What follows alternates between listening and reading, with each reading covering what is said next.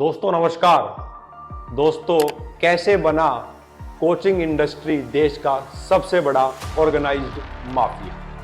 दोस्तों, coaching industry का क्या असर है युवाओं के ऊपर और किस तरीके से ये पूरी इंडस्ट्री फल फूल रही है और युवाओं के सामने संकट बढ़ता जा रहा है। साथियों, इन्हीं कुछ सवालों के साथ इस कोचिंग इंडस्ट्री के ऑर्गेनाइज्ड माफिया को हम समझने की कोशिश करते हैं।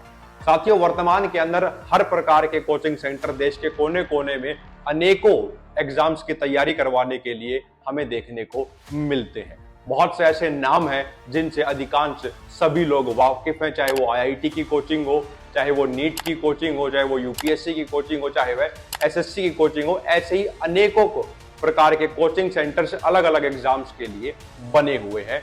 तो इस वीडियो के माध्यम से दोस्तों हम आंकड़ों के माध्यम से समझने की कोशिश करते हैं कि कौन सी कोचिंग इंडस्ट्री कितने बड़े पैमाने पर बड़े टर्नओवर्स हर साल कर रही है।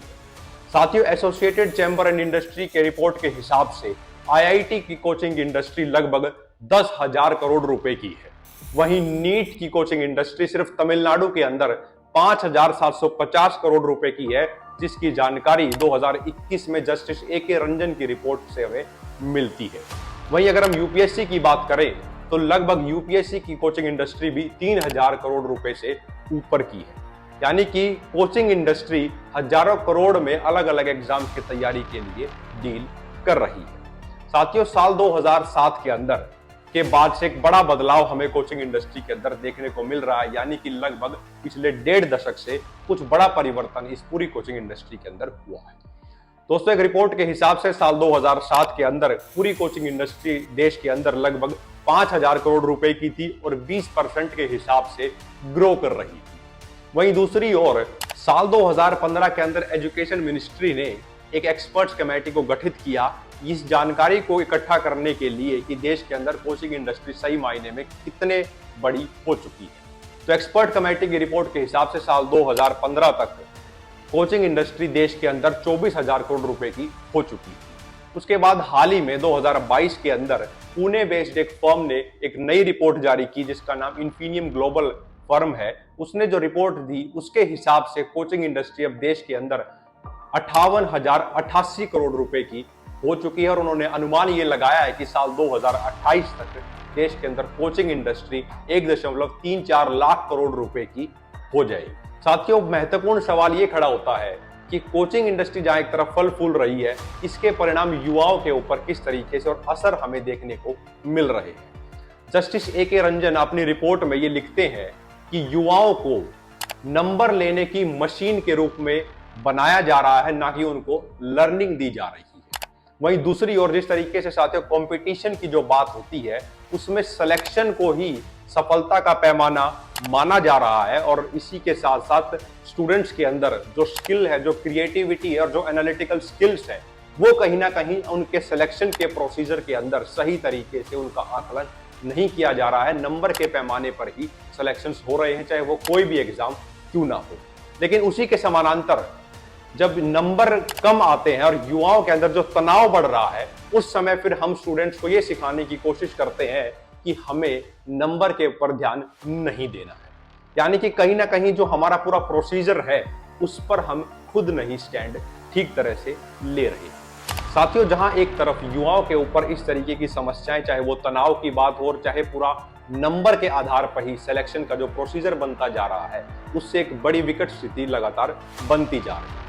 साथियों, एक डरावना सच इस कोचिंग माफिया का यह भी है कि जहां एक तरफ कोचिंग इंडस्ट्री किसी भी एग्जाम की लगातार फल फूल रही है, वहीं दूसरी ओर देश के अंदर बेरोजगारी लगातार बढ़ती जा रही है और जो कुछ लोग इन बड़े बड़े इंस्टीट्यूट्स के अंदर सेलेक्ट हो भी जाते हैं, वह बड़े स्तर पर देश की नागरिकता को भी फिर छोड़ देते। अगर हम उत्तर भारत के ही कुछ इलाकों की बात करें तो हरियाणा और पंजाब दो ऐसे राज्य हैं जो कहने को तो पर कैपिटा इनकम में बहुत ऊपर आते हैं, लेकिन यहां से युवाओं का पलायन विदेश में लगातार बढ़ता जा रहा है। नहीं, इसी के साथ साथ समय पर रोजगार ना मिलने के कारण बच्चों के माँ बाप के अंदर भी एक बड़ा मानसिक तनाव बढ़ रहा है, क्योंकि हरियाणा की ही अगर हम बात करें तो विशेष तौर पर बहुत बड़ा वर्ग युवाओं का ऐसा है, क्योंकि लगातार हरियाणा अनएम्प्लॉयमेंट के नाम पे देश में एक सर्वोच्च राज्य के रूप में उभर कर आता रहा है। साथियों, इस बड़े पैमाने पर जब ये चीजें हो रही हैं तो हमें इस पर एक गौर करने की जरूरत है कि किस तरीके से दो ऐसी धाराएं बह रही हैं जहां एक तरफ कोचिंग इंडस्ट्री फल फूल रही है और युवाओं के सामने भी संकट लगातार बढ़ता जा रहा है।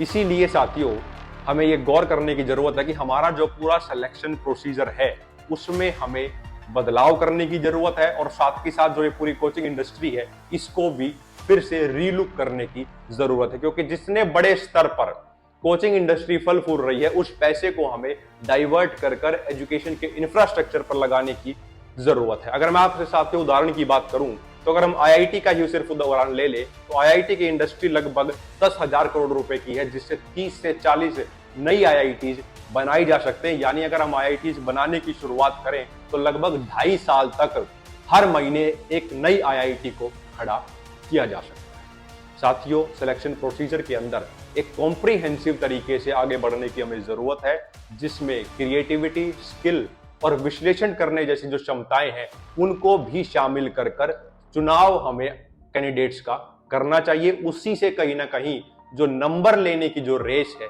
उससे हम छुटकारा पा सकते हैं और युवाओं के अंदर जो मानसिक तनाव बढ़ रहा है उससे भी उनको बचाएंगे।